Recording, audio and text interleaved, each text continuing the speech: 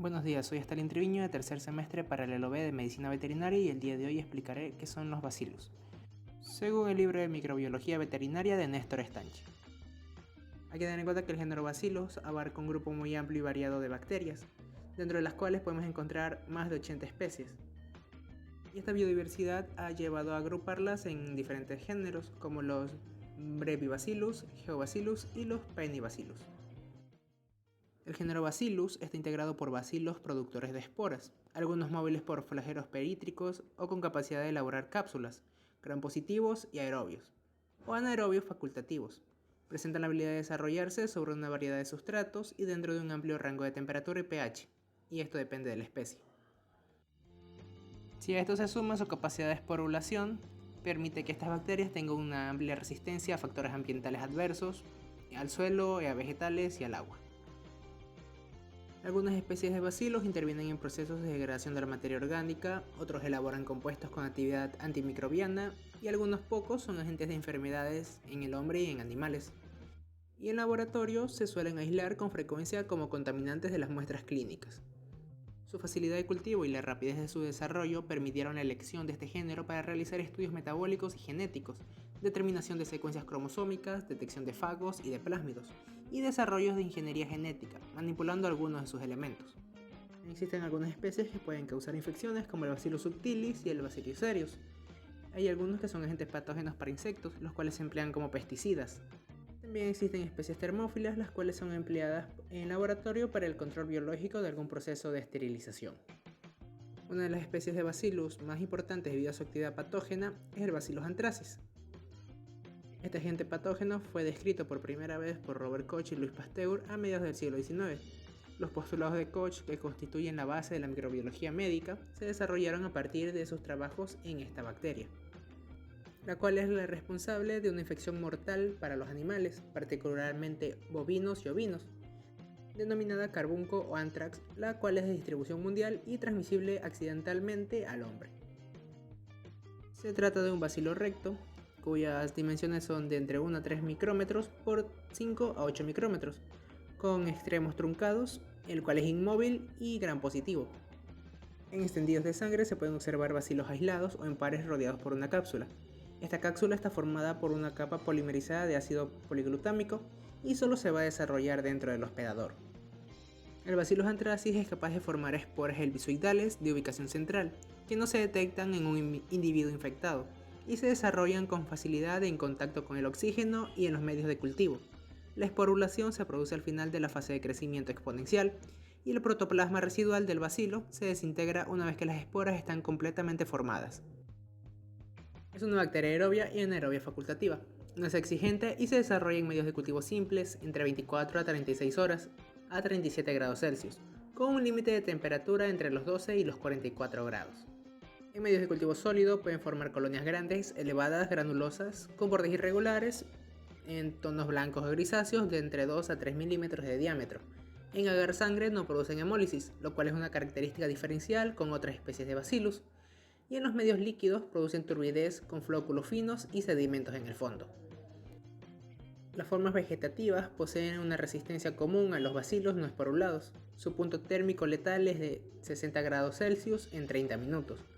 En los cadáveres de individuos infectados se permanece entre 25 a 30 grados, sin que el interior tome contacto con el oxígeno ambiental. En estos casos no tiene la oportunidad de esporular y difícilmente se lo puede aislar luego de 4 a 5 días en estas condiciones. En contacto con el oxígeno, esporula fácilmente dentro de los 60 minutos y resulta altamente resistente a los agentes ambientales, como el calor, las radiaciones, presiones y compuestos químicos. En estas condiciones puede sobrevivir durante largos periodos mientras contamina el suelo. Las esporas ingresan al hospedador a través de heridas, picaduras de insectos, por ingestión o por inhalación. Los macrófagos pueden transportarlas a los ganglios linfáticos satelitales de la zona de entrada, pero no son bacterias de vida intracelular. En los tejidos germinan y se multiplican, expresando sus factores de virulencia sobre el hospedador. En los animales, la infección se produce generalmente por la ingestión de las esporas. La forma más frecuente es el carbunco cutáneo por la infección accidental a través de picaduras o pequeñas heridas, por lo general en la cara o en los brazos. Raramente las esporas ingresan por inhalación y se introducen a través del endotelio pulmonar directamente al torrente sanguíneo, lo cual resulta en una afección que suele ser mortal. La patogenicidad de Bacillus anthracis depende principalmente de dos factores de virulencia, la cápsula y la toxina. La superficie del esporo provee la primera interacción entre el microorganismo y la célula blanco.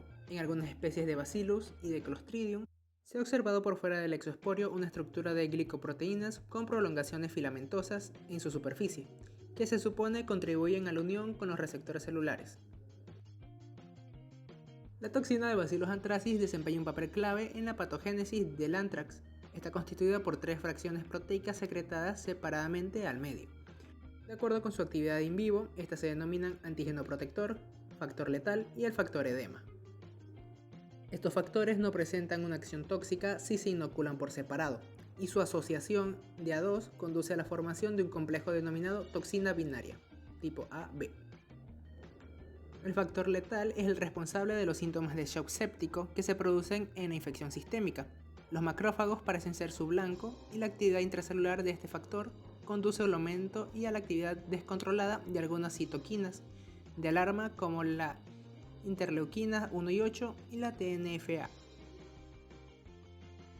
La identificación del microorganismo incluye la demostración de bacilos gram positivos capsulados en extendidos de sangre o en tejidos, y el desarrollo de medios de cultivo simple, la ausencia de hemólisis sobre agar sangre, las características de las colonias y la ausencia de movilidad. También se puede diagnosticar mediante pruebas serológicas como las pruebas de inmunofluorescencia, inmunodifusión, prueba ELISA y de aglutinación, pero la metodología de aplicación y de validez internacional es la de Ascoli Valente. ¿Cómo prevenirlo? El carbunco fue la primera enfermedad sobre la que se aplicó el principio de una vacunación eficaz, a partir de una cepa de Bacillus anthracis obtenida por Pasteur, la cual resultó en ser la primera vacuna viva aplicada satisfactoriamente. A partir de esta bacteria se realizaron diferentes cultivos, de los cuales se obtuvieron 4 tipos de cepas conocidas como Pasteur 1, 2, 3 y 4, ordenadas de menor a mayor virulencia, de acuerdo con el número y el tipo de animales que mataban. A partir de esto se emplearon vacunas con cepas derivadas del tipo virulento Pasteur 2. Estas resultaron poco estables por el riesgo de revertir a estados de mayor virulencia y provocar así innumerables accidentes vacunales, sobre todo en animales jóvenes y en hembras preñadas. Para tratarlo hay que tener en cuenta que el Bacillus anthracis es naturalmente sensible a penicilina y la aparición de cepas de campo que presenten resistencia es escasa. La mayoría de las cepas descritas como resistentes a este antibiótico son variantes de laboratorio derivadas de la manipulación genética. En los animales afectados, la posibilidad de instaurar un tratamiento antibiótico depende del curso de la infección y de la rapidez del diagnóstico. En el caso de los cadáveres, estos se deben incinerar. Además del Bacillus anthracis, podemos encontrar otras especies de Bacillus, como el Bacillus cereus, el cual es un bacillus con esporas subterminales, móvil por flagelos de ubicación perítrica, gram positivo, aerobio y anaerobio facultativo.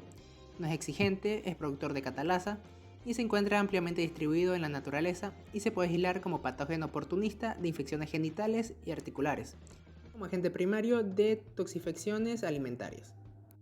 El Bacillus subtilis es un bacilo esporulado móvil que puede presentar una cápsula de polímeros de ácido glutámico, gram positivo, aerobio y anaerobio facultativo, no exigente. Es una bacteria ambiental que puede actuar como patógeno oportunista produciendo infecciones en los animales y también intoxicaciones en el hombre. Se ha aislado de septicemias, mastitis y abortos en ovinos y bovinos. De este microorganismo se obtuvo originalmente el antibiótico bacitracina. Dentro del género Bacillus existe una gran variedad de especies, las cuales pueden ser patógenas oportunistas, tanto en animales superiores, e infectar también a insectos. Estos comparten la mayoría de características morfofisiológicas, y algunos pueden confundirse con Bacillus anthracis, de donde surge la importancia de un correcto diagnóstico diferencial. Y eso ha sido todo acerca de los bacilos. Para más información pueden revisar nuestra bibliografía o el libro de microbiología veterinaria de Néstor Estanche. Muchas gracias.